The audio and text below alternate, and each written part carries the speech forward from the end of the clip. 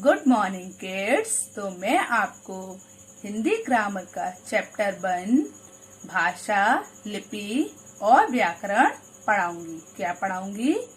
Hindi grammar का chapter 1 भाषा, लिपि और व्याकरण। तो मैंने इसमें आपको भाषा सिखाई थी पहले।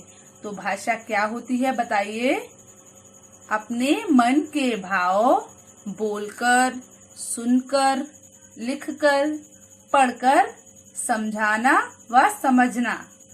एक दूसरों को समझाना और उनसे समझना क्या कहलाता है? भाषा कहलाती है। तो जब हम किसी के भी विचार दूसरे के मुंह से सुनकर या लिखकर अपने भावों को प्रकट करते हैं, उसे हम भाषा कहते हैं। एक दूसरों को अपने विचारों को समझाना व उनके विचारों को समझना क्या कहलाता है? भाषा कहलाती है। तो भाषा के कितने रूप होते हैं बताइए? भाषा के 3 रूप होते हैं। कौन कौन सा? लिखित भाषा, मौखिक भाषा और लास्ट सांकेतिक भाषा। तो लिखित भाषा क्या होती है? जो भाषा हम लिखकर समझाते हैं और लोग उसे पढ़कर समझते हैं, तो उसे हम कौन सी भाषा कहते हैं? लिखित भाषा। जो भाषा लिखकर समझाई जाती है और पढ़कर समझी जाती है, उसे हम क्या कहते हैं? लिखित भाषा। चलिए, अब सेकंड भाषा हमारी कौन सी सिखाई थी हमने आपको? मौखिक भाषा। तो मौखिक भाषा क्या होती है? जो भाषा बोलकर समझाई जाती है और सुनकर समझी जाती है। जो भाषा मुंह से बोलकर समझाई जाती है और कानों से सुनकर समझी जाती है, उसे हम क्या कहते हैं? मौखिक भाषा। और सांकेतिक भाषा कौन सी होती है? जो भाषा इशारों के द्वारा समझाई जाती है, उसे हम सांकेतिक भाषा कहते हैं। चलिए, तो आज हम आपको लिपि पढ़ाएंगे। क्या पढ़ाएंगे? लिपि। तो लिपि को हम इंग्लिश में क्या कहते हैं? स्क्रिप्ट। क्या बोलते हैं? स्क्रिप्ट। चलिए स्टार्ट करते हैं। जब हम कुछ बोलते हैं तो हमारे मुंह से ध्वनियां निकलती हैं। जब हम कुछ बोलते हैं तो हमारे मुंह से क्या निकलती हैं? ध्वनियां निकलती हैं, साउंड निकलती है। ध्वनियों को लिखने के लिए कुछ चिन्ह होते हैं। ध्वनियों को लिखने के लिए क्या होते हैं? कुछ साइन होते हैं, चिन्ह होते हैं। इन चिन्हों को वर्ण कहते हैं। इन चिन्हों को क्या कहते हैं? वर्ण कहते हैं। वर्णों के लिखने के ढंग को हम क्या कहते हैं? लिपि कहते हैं। तो क्या है? जो हमारे मुंह से ध्वनियां निकल रही हैं, उनको लिखने का ढंग क्या कहलाता है? लिपि कहलाती है। समझा? तो जो ध्वनियां हमारे मुंह से ध्वनि के रूप में निकलती है, ध्वनि के रूप में बाहर आती है और हम उसे क्या करते हैं? एक निश्चित चिन्ह का रूप दे देते हैं। उस निश्चित चिन्ह को लिखने के ढंग लिपि कहते हैं। चलिए आगे पढ़ते हैं। हिंदी तथा संस्कृत भाषाएं देवनागरी लिपि में लिखी जाती हैं। हिंदी, संस्कृत ये भाषाएं कौन सी लिपि में लिखी जाती हैं? देवनागरी। चलिए, अंग्रेजी भाषा रोमन लिपि में लिखी जाती है। और अंग्रेजी भाषा कौन सी लिपि में लिखी जाती है? रोमन लिपि में। देखिए, ये यहाँ पे एक पिक्चर बनी हुई है। ये किसकी पिक्चर है? अकबर की। किसकी पिक्चर है? अकबर की। तो देखिए, यहाँ पर इन्होंने आपको अलग अलग लिपि में लिखकर दिखाया है। तो जब हम अंग्रेजी लिखा हुआ है ना, अंग्रेजी में लिखेंगे अकबर, तो कैसे लिखेंगे? AKBAR। जब हम पंजाबी में लिखेंगे तो हम कैसे लिखेंगे? ऐसे। पंजाबी में हम क्या लिखते हैं? ऐसे। तो पंजाबी की लिपि कौन सी होती है बताइए? गुरुमुखी। पंजाबी की लिपि कौन सी होती है? गुरुमुखी। जब हम बांग्ला में लिखेंगे तो हम ऐसे लिखेंगे।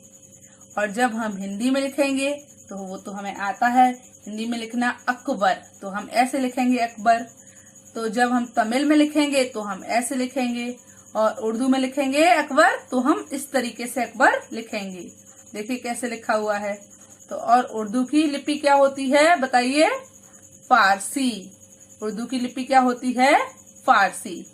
चलिए अब हम आगे चलते हैं। हर एक भाषा का अपना एक व्याकरण होता है। हर एक भाषा का अपना एक व्याकरण होता है। अगर हमें किसी भी भाषा को पढ़ना, लिखना या बोलना सीखना है तो हमें उसके व्याकरण को सीखना ही पड़ेगा। अगर हम किसी भी भाषा को बोलना चाहते हैं तो पहले हमें उसका क्या सीखना पड़ेगा? व्याकरण सीखना पड़ेगा। क्योंकि अगर हमें किसी भाषा का व्याकरण नहीं आता होगा तो हम उस भाषा को शुद्ध बोल नहीं सकते। समझ आया? चलिए अब इसको पढ़ना स्टार्ट करते हैं। हम क्या पढ़ने वाले हैं? व्याकरण। किसी भाषा को ठीक ठीक लिखने और बोलने का ज्ञान कराने वाले विशिष्ट ज्ञान को व्याकरण कहते हैं। मतलब क्या है? किसी भी भाषा को लिखने और बोलने के लिए जिस चीज की जरूरत होती है, जिस चीज को हमें ज्यादा अधिक अंदर से जानने की जरूरत होती है, उसे हम क्या कहते हैं? व्याकरण कहते हैं।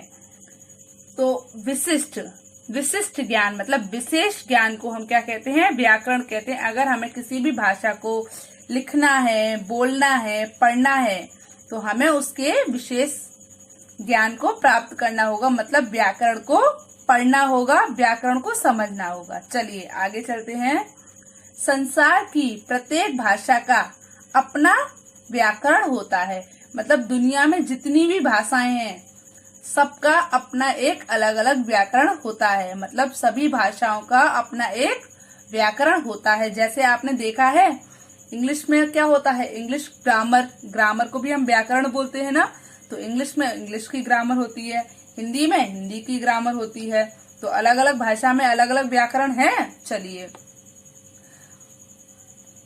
व्याकरण का अच्छी तरह ज्ञान होने पर ही हम किसी भाषा के प्रयोग में दक्ष हो सकते हैं। व्याकरण का अच्छी तरह से ज्ञान होना मतलब व्याकरण हमें अच्छे से आती होगी तभी हम किसी भी भाषा के मतलब जिस भी भाषा की व्याकरण हमें अच्छे से आती होगी तभी हम उस भाषा को प्रयोग में दक्ष कर सकते हैं। दक्ष का मतलब है हम उस भाषा के योग्य हो सकते हैं। हम उस भाषा को समझने में कुशल हो सकते हैं। हम उस भाषा को बोलने में योग्य हो सकते हैं। समझ आया? तो व्याकरण का अच्छी तरह से ज्ञान होने पर ही हम किसी भाषा का प्रयोग कर सकते हैं, उस भाषा को समझ सकते हैं, लिख सकते हैं, बोल सकते हैं। अब भाषा के अंग। अब व्याकरण के अंग क्या है? नेक्स्ट व्याकरण के अंग।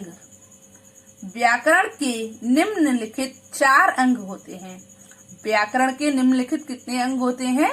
4 अंग होते हैं।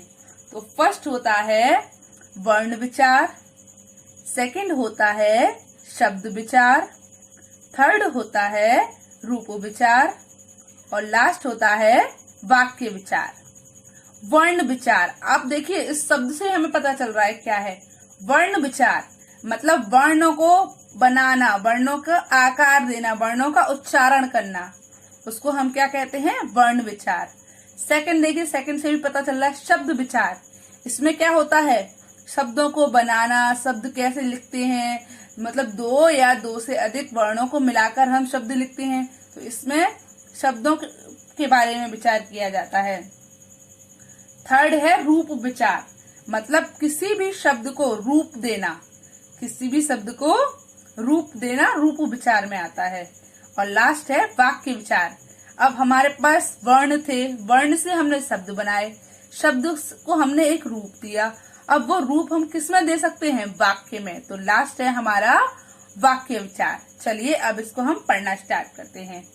तो फर्स्ट था हमारा वर्ण विचार। प्रत्येक शब्द वर्णों से मिलकर बनता है। मतलब अगर हमें कोई भी शब्द बनाना है तो वो किससे मिलकर बनता है?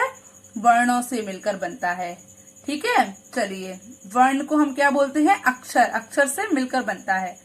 वर्ण विचार के अंतर्गत वर्णों के आकार, उच्चारण और उनके मेल से शब्द निर्माण का अध्ययन किया जाता है।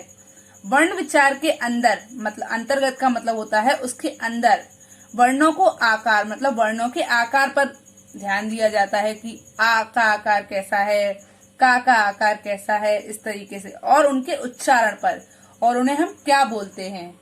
हम जब छोटे बच्चे होते हैं तो हम उनको बनाना सिखाते हैं कि आ पहले एक सर्कल करो, फिर दूसरा, पहले एक चूल्हा बनाओ, फिर दूसरा चूल्हा बनाओ, फिर उस पर डंडा बनाओ, ऐसे करके सिखाते हैं उनको।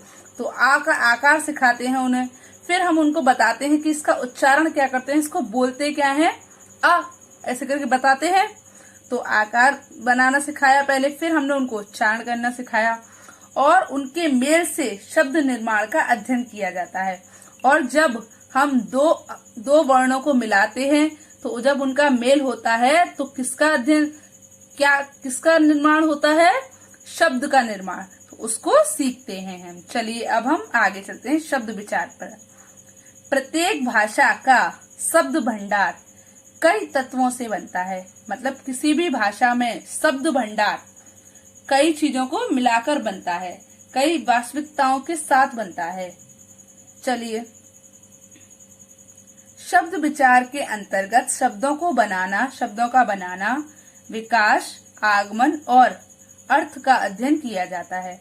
मतलब क्या है, शब्द विचार के अंतर्गत शब्द विचार के अंदर शब्दों को बनाना, शब्दों का विकास करना मतलब उनका विस्तार करना, नए नए शब्दों को बनाना और उनका विस्तार करना और उनको प्रयोग में लाना, और उनके अर्थ पर अध्ययन किया जाता है, उनके अर्थ निकालने पर अध्ययन किया जाता है।